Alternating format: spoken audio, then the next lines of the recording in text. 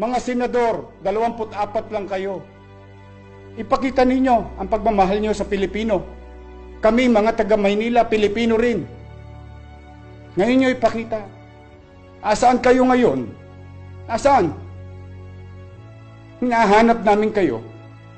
Kasama na ako, 10 ng mga kababayan ko sa lungsod. Puro na lang tayo. Kontra rito, kontra ron. Dahil sa mga isinusulong yung political interest. Wala ba kayong puso? Maswerte kayo, mga pinagpala kayo. Maswerte tayo, nakaluwag tayo sa buhay. Paano yung naghihikahos bago pa mangyari ang krisis na to? At lalong naghihikahos sa kasalukuyang krisis na ito. Hindi tayo magkakaunawaan sa salitaan. Hindi tayo magkakaunawaan sa mga political ideologies. Dahil magkakalaban tayo sa politika. Pero kaya tayo naglalaban-laban sa politika upang mamuno sa kaniya-kaniya nating nasasakupan. Ngayon nyo ipakita ang pamumuno ninyo at pagmamahal nyo sa kapwa. Araw-araw na lang. Araw-araw na lang. Huwag kayong maghanap na ng butas. Hindi bawat salita ng kasalukuyang leader ay binibigyan natin ng halaga o ibang kahulugan. Hinihikayat ko kayo, total magagaling kayo.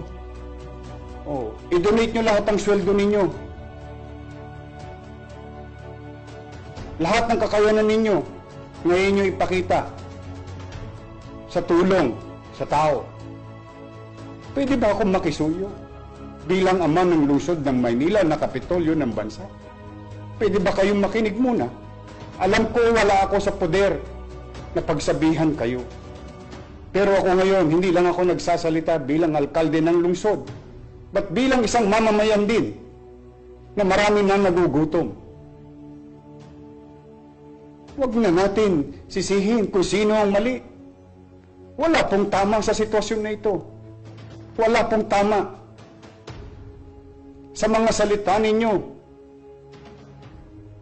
Nagbabago ang ugali ng tao.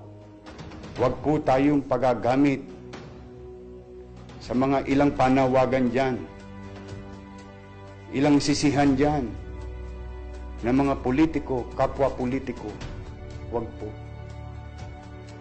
Walang maitutulong sa inyo ang mga politika ng politiko laban sa COVID-19. Ang kalaban, COVID-19. Ang mananalo lang sa mga away ng politiko ay kapwa politiko.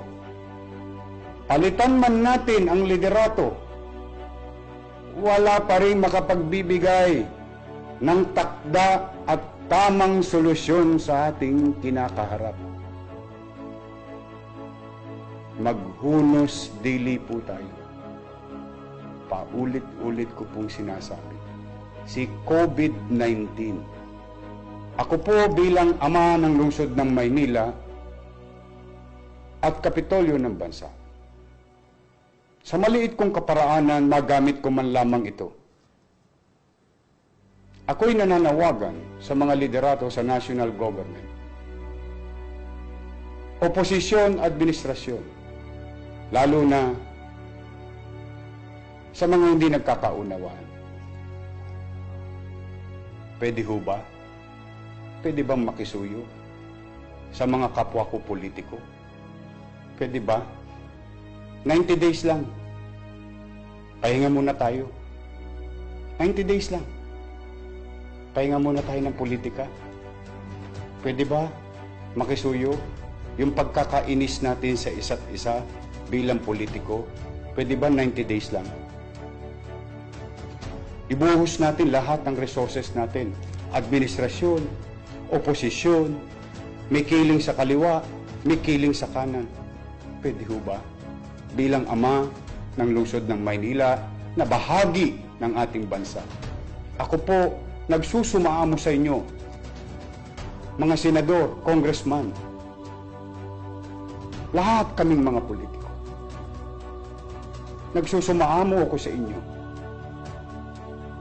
Kukunin niyo ang pagkakataon ng kahinaan ng mga leader ngayon, sapagkat kung kayo rin naman ng mga leader ngayon, wala rin kayong alam ninyo sa inyong konsensya, alam ninyo sa inyong puso na wala rin kayong magagawa.